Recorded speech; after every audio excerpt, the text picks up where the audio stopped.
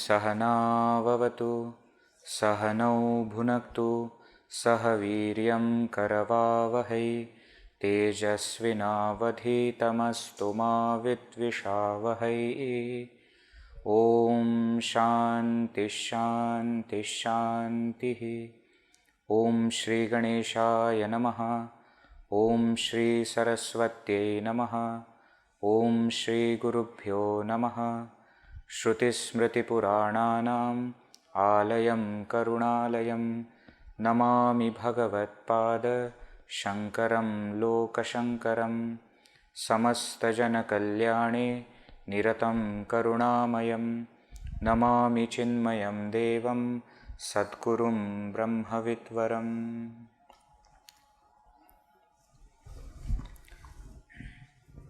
So in the last session, we have seen how Pujya Gurudev, after gaining the knowledge, decided to share that knowledge with everyone. And that's how he came down and he took his first series of talks, which he used to call as Jnana Yajna. First Jnana Yajna was conducted in Pune, in Harihar Bhajan Samaj Mandir in Rastapet. So that is how the concept of Jnana Yajna began. We saw how meticulously he even, saw how the management etc. has to go for the Yajna. Not just I am going to go and give talks. No, he thought about everything. He wrote letters. We saw in the video last time. He wrote letters to the publishing houses, to the newspapers. He explained to that Sheshadriji how it is to be planned, and every single minute details, Gurudev focused on. And that's how the first Jnana Yajna was conducted. Now today, before we enter into the further what happened after that, let us first watch Pujya Gurudev's one video explaining this concept of Yajna. Pujya Gurudev is renowned in the whole world for his commentary on Bhagavad Gita. We all know that. He was one of the main persons who brought this Bhagavad Gita into new light. And though coming from the tradition of Shankaracharya ji, he has many places given unique interpretations to many concepts of Bhagavad Gita. One of the main such concepts is this Yajna concept. Yajna word comes in Bhagavad Gita in the what we say topic of Karma Yoga. In the second and third chapter it comes, but Gurudev's interpretation to that is very relevant, and even modern man can easily understand why that concept or that word is used in Bhagavad Gita. So first let us understand what was his idea behind this Yajna. When he is calling Jnana Yajna, what is he expecting, what he thought? That we will see first and then we will continue. The Mahatmas move on foot from village to village. When they come to a apparently rich village, on the banks of a river, lot of open space is available in the river banks. Then he suggests to the gentleman there that why not we organize a yajna, a communal mass prayer. They become enthused. Immediately, by mouth, the idea spreads. About 8 or 9 or 10 villagers, neighboring villagers, heard it. All of them are enthused. Everyone brings to the yajna whatever that he can offer. One has got bamboos, they bring the bamboos. One has got leaves, they bring the leaves. See? One has got, nothing to bring, but he knows how to make a hole in the earth, and they make the holes. These bamboos are kept inside, fitted up. Some people know how to go up the bamboos and thatch the shed. Thus a large shed, a tent, is made. In short, it is a cooperative endeavor of a large number of people. Each one inspired by the goal or the idea. And nobody is demanding any selfish desire fulfillment.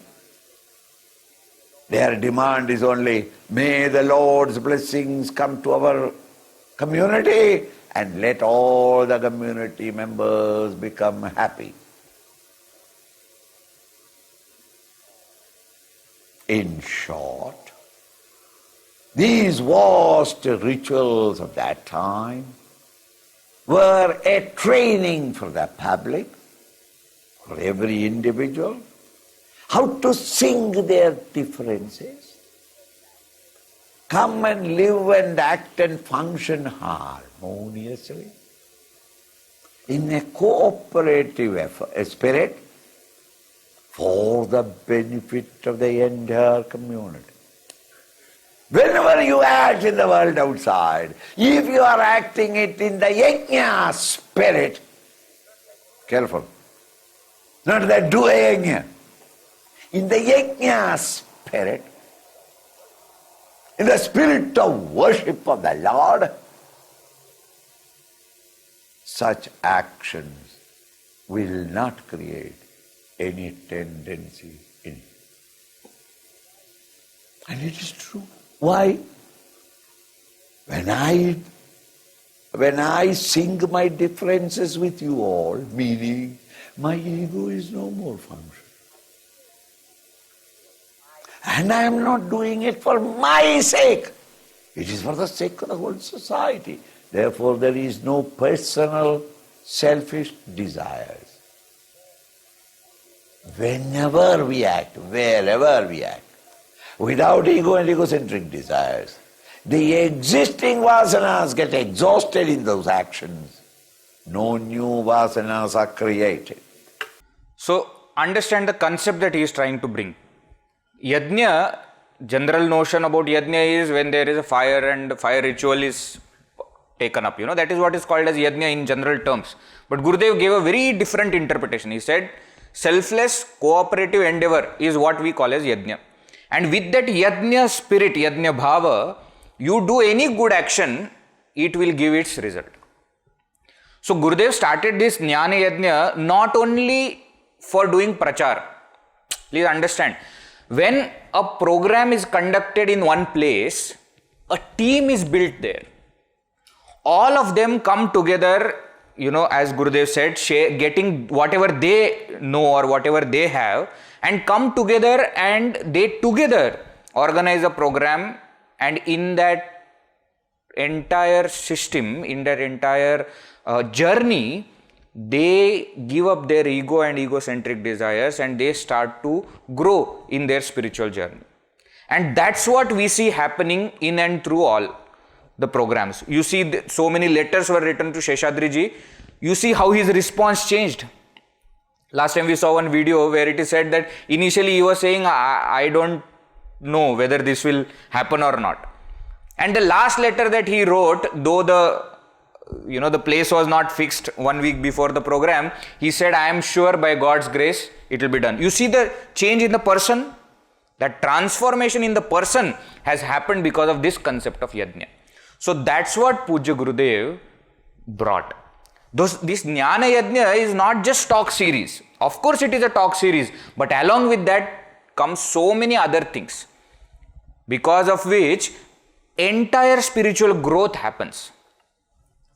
So the Jnana Yajnas that Pujya Gurudev had envisioned and started, they continued. So we saw that the first Jnana Yajna was in Pune from 31st December 1951 to 8th April 1952. 100 days Yajna. Right, Kenopanishad.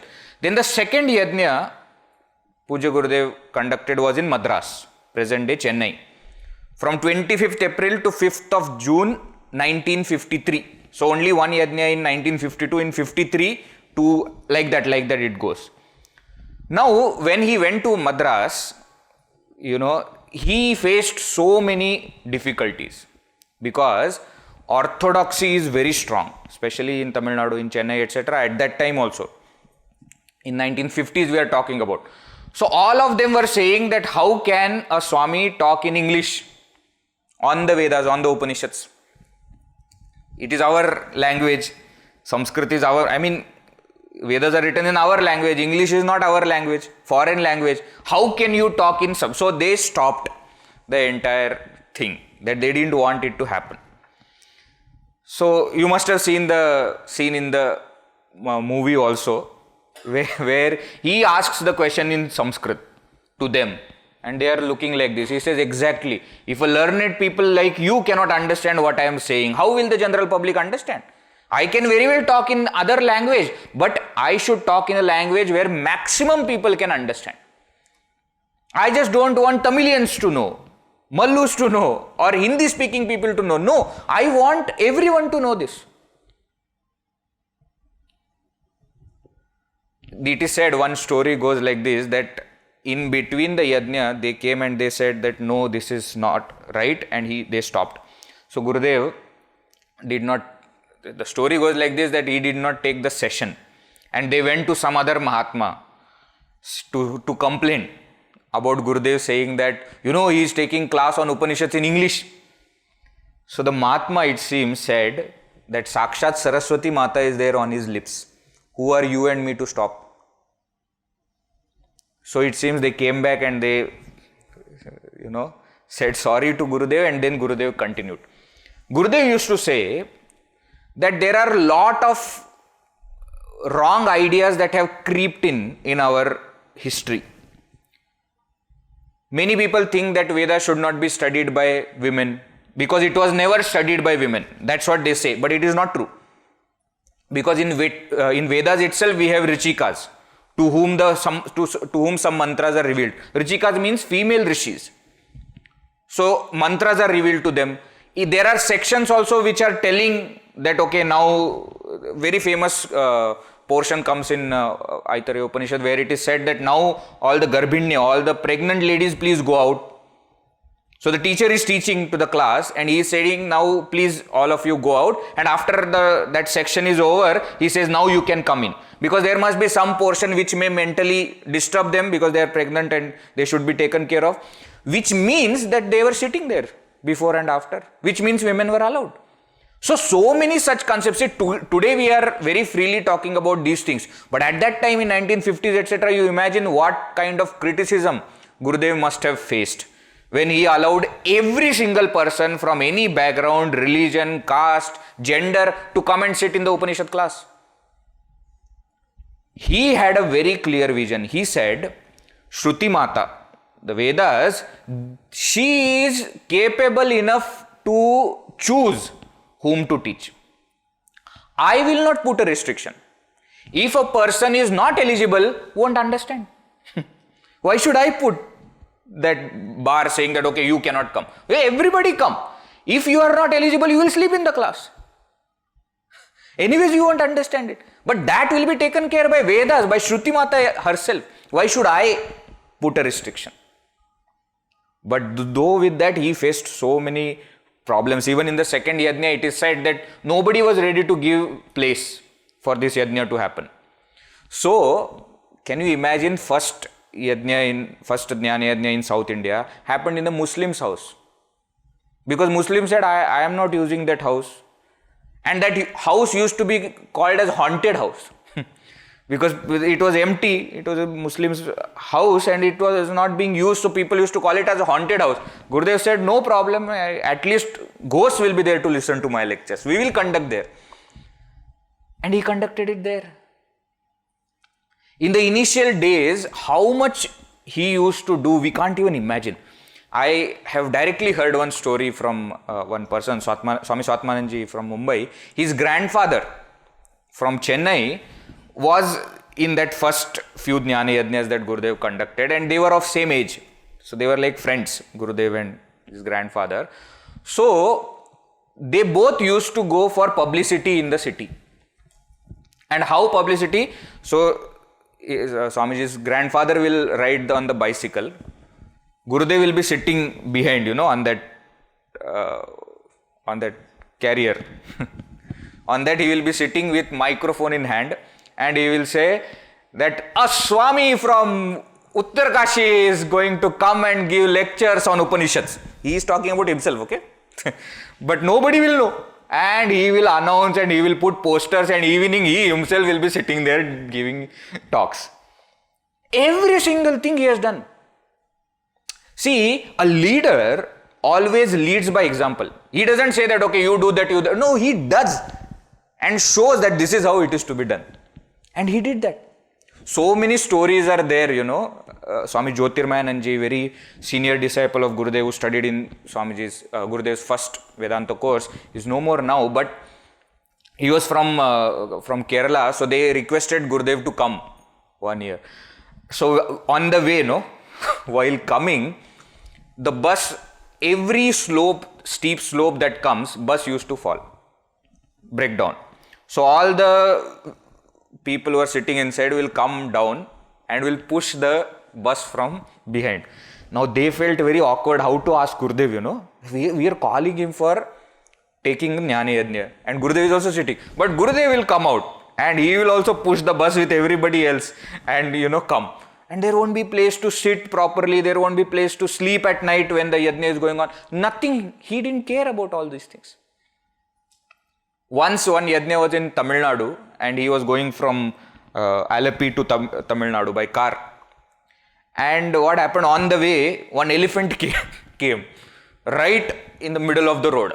So the driver who was there, he got scared that you never know you all know now elephants, how big, strong they are, and they can do anything. So Gurudev said, don't worry. He said, you come here, I will sit. And he drove the vehicle, and whatever bhiksha he had got, bananas, he took them, and from the window, he threw that bananas first to the elephant. And the elephant ate and went away, and then he continued. The point is what? He was teaching. Every single person at every moment he was teaching. What? Come whatever obstacles. When something we have decided and which is good, we must complete it. We must complete it. And there are numerous occasions, when yajnas, etc. used to happen in open space, and suddenly rain will come. You can't do anything about it. But whenever there is Gurudev's program, we have seen, I myself have seen, and many of you must have seen this, something or the other happens by which the break is not the option. Either we shift it to the, to some hall, etc. close by, and the yajna continues. Never I have seen any program of Gurudev got cancelled because of these things. No, it happens. Myself, I have seen that so many times when I was in Yuva Kendra, etc. We used to organize program, and we will be very scared to put it in the open air because of the same reason that suppose rain comes, what will happen? And even if after that we put something on top, for rain, etc. First day before yajna begins, there will be rain. Last day after yajna is over, there will be rain. In between, there will not be rain at all. Even time-wise, I have seen. When Gurudev's work is there, when some program is being, organized, exactly when everything is over, everybody goes, it starts. This is all God's will. Why? Because God's work, Gurudev's work never stops. So that's what we see. And these Jnana Yajnas, this concept was such an overwhelming thing for so many people that it just grew. The third Jnana Yajna happened in Delhi and then in Mumbai. We'll see the number of people attending the Jnana Yajna increasing exponentially. First Jnana Yajna was organized in 1957. And in only 100 people were there, it seems. That person who organized the Yajna was saying that 100 people were there, and we were very, ashamed that we didn't do publicity properly. So before Gurudev went, Gurudev explained how the publicity is to be done. So next Yajna, 1958, when it happened, the number grew from 100 to 500. And the next Jnana Yajna in next year, 1959, when it happened, 20,000 people attended. 20,000 people. I remember so many people telling that it used to happen on Chowpatty, seashore. You imagine on an entire seashore, a huge pendal is put and 50,000, 1 lakh people attending the program and Gurudev talking. You imagine. How? Because Sankalpa was good. Of course, there were so many changes that happened. As you see, initially it was 100 days Yajna, but then requests started coming more. So Swami Shivanandaji suggested this to Gurudev, saying that it is too long. You shorten it, but go more frequently. That is better. So instead of saying that 100 days at one place, you keep 20 days or 50 days like that and go back there again next year. So that's how slowly those 100 days yajnas became 21 days, then 10 days, then week. Week-long yajnas happened so many in Gurudev's entire 42 years. And even the topics changed.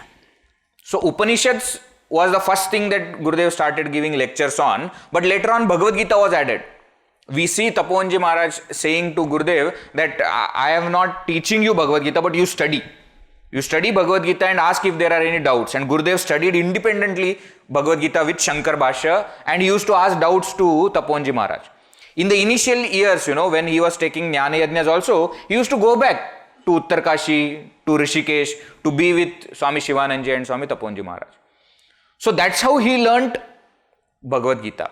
And then he started taking Jnana Yajnas on Bhagavad Gita also. Now we see after some time, it was a regular thing that evening talks will be on Bhagavad Gita and morning talks will be on some Upanishad.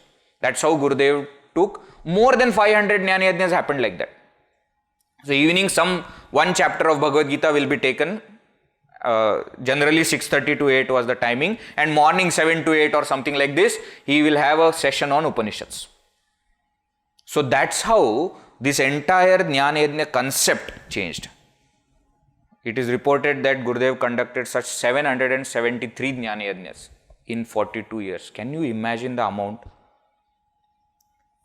In first 25 Jnana Yajnas, after 25 Jnana Yajnas, they brought out one souvenir, one book. There Gurudev has written about 50,000 people who have attended these 25 Jnana Yajnas. First 25 Jnana Yajnas, okay? Now you imagine after that 723 more Jnana Yajnas with the rate, of the popularity of Gurudev. How many people must have been touched by this? When you go to public, and you say that you are from Chinmay Mission, first thing they will say, yeah, I listened to Swami Chinmayananda when I was in college. Once, I remember when I was in Pune in Yuva Kendra, we organized one meet for all the school and college principals. We wanted to have one program for youngsters. So we organized that meet, and around 35 well-known colleges, institutes, etc., their principals, deans, all of them were there. Out of them, 26 people said that we have met Gurudev. We have listened to Gurudev. I myself have never met Gurudev, because I was too small. But you think, how many sannyasis, how many sadhus we meet. But they all remembered him. In one meet, they remembered him. How? That was the impact. That was Gurudev's impact. He speaks and people don't forget, ever. So many people he has reached. Guruji often, says that our job as now Chinmay Mission, devotees, our job is not to get new people. He says our job is to reconnect to the old people because their lives are already touched by Gurudev. Now we just have to tell that now the programs are continuing in this way. So that grew. You imagine now 773 Jnana Yajnas, how many people must have been benefited by it. So that's how Pujya Gurudev, undertook this enormous task, huge task. Some of the pictures, if you see, the number, you see how it grows. You see here how many people are sitting there. We can't even imagine now, with so many 20,000, in Bangalore, etc., 50,000, 1 lakh people used to be there attending Gurudev's Yajna. That was Gurudev's popularity. And he did not just conduct classes. He used to have so many things. Initially, he used to take them for yatra last day. So if Jnana Yajna is happening in Pune also, when Jnana Yajna happen, last day he will take them to some yatra, Alandi, Dehu, etc. close by. Pilgrimage places are there, centers are there, Kumbakonam and Trichy and all these places he used to take them. So that it is not just knowledge that is given, spiritual practice also is inculcated. Suppose in those Jnana Yajna days, one day some special day comes. For example, Krishna Janmashtami comes or Gudi Padwa comes. Whatever festival is there, that will be celebrated in a special way. Gurudev will organize, japa, etc. and everybody has to come 15 minutes he will allot and everybody has to come there and on mic chant that whatever Devata is being worshipped, chant that mantra for 15 minutes, then the next person will come. This is followed even now. We have our Jagadishwara temple in Powai for years now, from 1963 onwards till now. Every Mahashivratri, there is Akhanda Japa that happens. Morning 6 o'clock, now it is till night 12 o'clock. That is 18 hours. And for that 18 hours, the slots are made. 15 minutes. Even now, even all of us who studied in Sandipani, we used to get slots. 2 to 2:15 is my time. So I have to go there, be there 15 minutes before, sit behind the person who is chanting. And then, then after 2 to 2:15, you will get a chance to chant. So Akhanda Japa, everybody used to do together. Gurudev would bring Ganga water from Uttarkashi and from Gangotri, from Rishikesh, etc. and he will sprinkle on everybody last day of Jnana Yajna. In places, he has gone through the city sprinkling the water of Gangaji. So many things he used to do to make people understand that this is a need of ours. This we have to do. And that's how he continued with these Jnana Yajnas. Now, what used to happen, Gurudev comes, he inspires everybody and in his own way, and when that Jnana Yajna is over, everything collapses. Why? Because Gurudev has gone to some other place. So, when the second Jnana Yajna in Madras happened, the devotees there, you imagine how much opposition was there in that place. The same opposition now changed into not just support but readiness to serve. And they came to Gurudev and they said that we should have some forum kind of thing. For what? Forum, because when you go and when you come next time, we don't have any touch with spirituality. So whatever you have taught us in this Jnana Yajna, we will continue discussing about it. So we will have a group, we will have a discussion forum, not online discussion forum, we will have a physical discussion forum where we sit and we discuss. And they said that this forum should be called as Chinmaya Mission. So they wrote to Gurudev. Gurudev was in Uttarkashi. After finishing the Yajna, he had gone to Uttarkashi. So they wrote to Gurudev saying that this is our idea and we want to start something like this.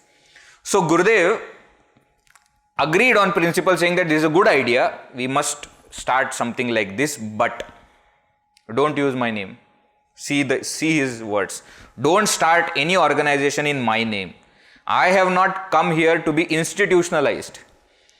I have come here to give the message of our ancient sages which has benefited me. If it benefited you, pass it on. Don't start anything on my name. But we know that Chinmaya Mission is the name that is there in the organization. How? So these people wrote it back to Gurudev. What? They said, you see, the word Chinmaya means pure knowledge. Chit Maya. Chit means consciousness, that knowledge. Maya means full of knowledge. So we are not calling this Chinmaya mission because you taught us, Chinmayananda taught us. No, we are calling it Chinmaya mission because we are all seekers of the truth, of that consciousness. We are seekers of that knowledge, and therefore we are calling this as Chinmaya mission. Now to this, Gurudev didn't have any answer, you see. He can't say that what you are saying is wrong. So he agreed. He said, okay, you keep. So that's how Chinmaya mission was born. On 8th of August 1953, officially Chinmaya mission came into existence. 8th of August 1953. So even now, even if you go on website, etc., you go to Chinmaya mission, Wikipedia, anywhere, we don't say that Chinmaya mission is started by Gurudev, because it was not started by Gurudev. It was devotees who wanted the setup, wanted the organizational setup to this. And thus, we have this Chinmaya mission. It is not to propagate Gurudev, please remember this. The point is very clear. You see, that is what actually distinguishes Chinmaya mission from all the other organizations.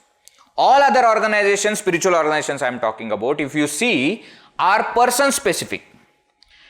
And therefore, more often than not, what happens is, when that person is not there or has given the, now the reins to the next person, the organization collapses. Why? Because most of the organizations are person specific. In Chinmaya mission, that is not the case. In Chinmaya mission, all these Jnana Yajnas that you are seeing of Gurudev that happened, even after that, so many other Swamins, Brahmacharins and so many other Sevaks have taken such classes. In every single talk, series, the emphasis is given on the text. On the text that we are studying. Every single person in the audience has the text in hand. And one person will chant the verse, all other people will repeat the verse, and then the explanation will follow. This doesn't happen in many other organizations. You go to Bhagavad Katha, etc. 3 hours Bhagavad Katha, 2.5 hours bhajans will be going on. I am not criticizing them. I am trying to explain to you how Chinmaya mission is different. Here text is more important. Therefore, even now when we say we have camp, etc., first question that we have to mention is, what is the text? In all the designs that we have, flyers, etc., you see, the mention of the text is must. What is the topic? Who is delivering comes after that.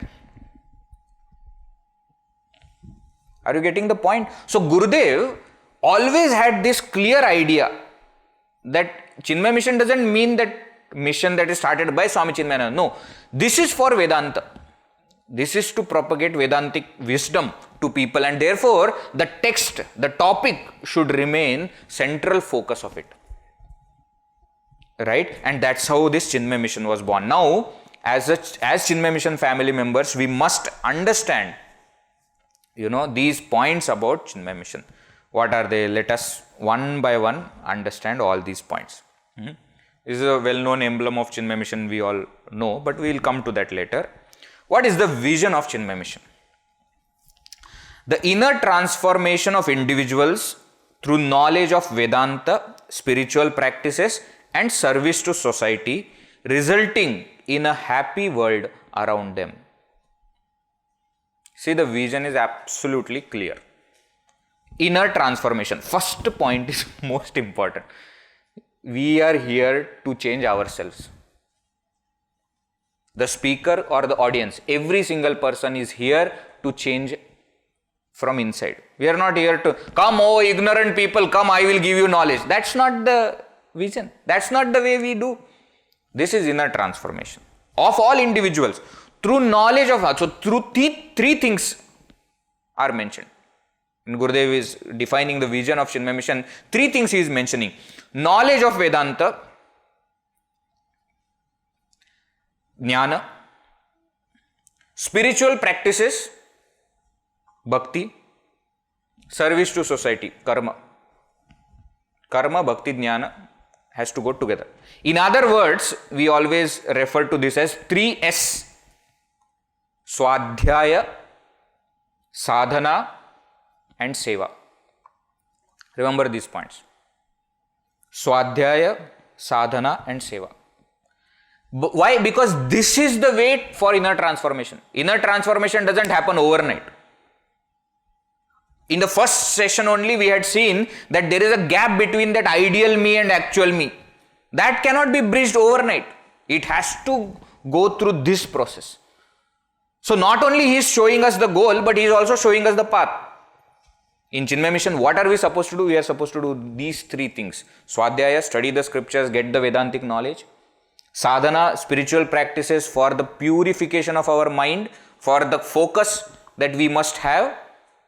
And third, Seva. Why? So much of inbuilt capacity is there, vasanas are there to make them channelize.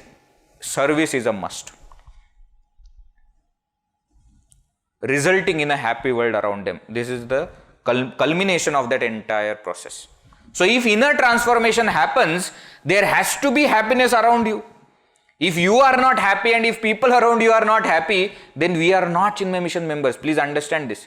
By enrolling into it, by being part of it, doesn't make me Chinmay Mission member. If I am doing this, then only I am a Chinmay Mission member. Gurudev used to emphasize on this point a lot. Even for youngsters, he used to say that if you don't study, you are not a Yuva Kendra member. It's not a youth club. We'll come to that later, but you understand the point. What is the mission? So vision is there, mission has to be there. What is the mission? To provide to individual from any background the vision of Vedanta and the practical means for spiritual growth and happiness, enabling them to become positive contributors to society. You read it again, you will get again those three things coming. Jnana, Bhakti, Karma, Swadhyaya, Sadhana, Seva coming. You see, to provide to individual from any background means what? We are not going to discriminate. We are not going to restrict anybody. Any religion, any caste, any creed, any gender, any age, anybody. And what is our main mission? What are we going to do? To provide the vision of Vedanta. So through sessions, through other activities, through whichever means we are going to do, we are going to fulfill this mission. Give them that Vedantic knowledge. Not just Vedantic knowledge for theoretical sake. Why? Because there are so many scholars. They probably will know Bhagavad Gita by heart more than us. Scholars, etc., they are like that only. They can chant Bhagavad Gita from beginning to end and end to beginning. Other way around also verses they can chant. So scholarliness is like that. But that's not the purpose. That Bhagavad Gita or any Vedantic text that we are studying has to make changes in our life. Practical means for spiritual growth. The spiritual growth is required. And by that what will happen? Then I will become a positive contributor to the society. Right? In the next session, we will be seeing in gist the Chinmay Mission pledge. The Chinmay Mission pledge itself is taken as text, for talks. So I am not going to go in detail, but in essence, we will understand the Chinmay Mission pledge also, and that time we will understand this point. Right? So the knowledge that I am gaining has to bring a transformation in me, in my life, and it has to serve whatever is required in the society. Then only the transformation is of some help. Right? So all these points are put together in this mission statement. So vision is there, mission is there. What is the motto? Very, very famous motto. To give maximum happiness to the maximum number for the maximum time. Looks very easy, isn't it? But it is an impossible task. Why? Because maximum doesn't have a limit. To give maximum happiness to the maximum number of people for maximum amount of time is an impossible goal. And that's what Gurudev said. We have seen one video of Gurudev where he says that keep the goal so high that you cannot reach. Why? Because if goal is low, you will reach and then you will just sit down saying that nothing else to do. You remember our motto is never going to be fulfilled. And therefore, we will never sit back saying that I have done whatever was to be done. No. Have you given maximum happiness to maximum people for maximum time? No. Then the motto is not fulfilled. I cannot sit. I have to work. It is a constantly inspiring motto to give maximum happiness to maximum people for maximum time. Right? Not little bit of happiness to few people for some time. No. Every single person should be absolutely happy for all the time. That is the motto, right? With that motto in mind, we should conduct all our activities. Remember, the result is not in our hand, but our attitude while performing the action should be like this. And when you say maximum happiness to all people, maximum people means what? I am not just giving happiness by saying good things to them. That's how we give happiness. To mother, I will go and say, Mummy, I love you. Then mummy will say, go down and get milk. Oh, no. Then what is the meaning of I love you? Your words and actions don't match. So we are not talking about giving happiness to people means go to everybody and say, you are looking so nice. No, you say that. I am not saying you don't say that. That's up to you. But that's not the way that we are talking about. The way maximum people will be happy for maximum time is if they understand the source of happiness. And that is within. That's how we are giving happiness. Many times this criticism etc. comes, Instead of conducting knowledge, this jnana yajnas etc., why don't you give food to poor people? Food to poor people will only satisfy their hunger for 3 hours, 4 hours. The knowledge that is given will satisfy their thirst for knowledge of births. We don't even know how many births we have been seeking the knowledge that we have come and landed here. It's not just by fluke that we all are here today. So, always understand that level of motto. That doesn't mean we should not feed the poor. That's not the point. But the purpose is something else. With that feeding to the poor, we must do something. I remember 2 years back when Kerala was, affected with floods. We used to give food to so many camps. But you see what we did at that time also. We never just went and gave food and came. No, we used to conduct satsang there. Some name of the Lord etc. should be chanted. Some kind of satsang has to happen because that is the only way we can be totally free from afflictions. Food is okay, that is requirement of the time, therefore we are giving food. But along with that, the knowledge is something that is must. Practical knowledge we are talking about. Right? So this is the motto of Chinmay Mission. And you see how beautifully this entire thing is depicted in this emblem also. This emblem that we see here. So we have Chinmay Mission written there, of course. We have this oil lamp and we have a Hamsa bird on top. Can you see that? So obviously the lamp represents lamp of knowledge. That is our main purpose. We are sharing the Vedantic knowledge. So the lamp represents that. Hamsa bird is considered to be most efficient in separating milk from water. So if milk and water is mixed together and given, Hamsa will only collect milk, will not even touch water. So that point of Hamsa bird there is actually indicating to us how different, how differentiating we must be. We are not talking about differentiating between castes etc. We are talking about the differentiation of the higher level. Viveka, what does it mean? Differentiating from the entire ephemeral world, we have to collect that essential truth. That's what we have to do. From adharma, we have to choose dharma. So discrimination there refers to choosing that is good, that is correct, that is noble, and that is supreme.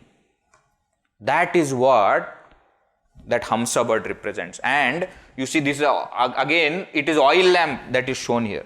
So oil lamp is actually another metaphors etc. there in scriptures that we will find that the lamp of knowledge burns by oil, by what we say, by by the oil of ethics, dharma. When dharma is the base, then Brahma, knowledge of Brahman will be able to give, will be able to spread. So ethical living is one of the main pillars of Chinmay mission. Right? Therefore, we have this Chinmay mission now with this vision mission motto and depicted very beautifully in this emblem. Right? So this is some basic idea of Chinmay mission as an organization I have given. Now in the next few sessions, we will be, as I said, we will be seeing the Chinmay mission pledge in short, and we will also see the grassroots level activities of the Chinmay mission and other programs, projects, ashrams, temples, and what all things Chinmay mission has. In a nutshell, we will try to understand this entire organization. Because we are part of it, we must know what our organization is. This is the background. With this vision, mission and motto in mind, all other activities are happening in Chinmay mission. So with this understanding, now rest of the things you will be able to follow. Right? We will continue in the next session.